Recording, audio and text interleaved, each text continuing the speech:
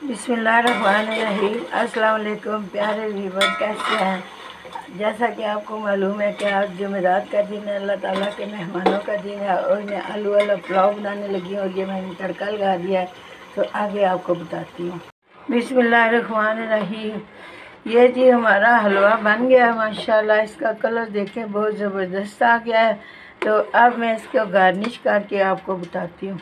बिस्मिल्लाहिर्रहमानिर्रहीम। अब मैंने जी हलवे पर गार्निश कर लिया है। तो अब मैं चावल निकाल के आपको दिखाती हूँ। बिस्मिल्लाहिर्रहमानिर्रहीम। अब मैं चावलों का दम उतारती हूँ। माशाल्लाह माशाल्लाह, ये आप देख सकते हैं माशाल्लाह माशाल्लाह।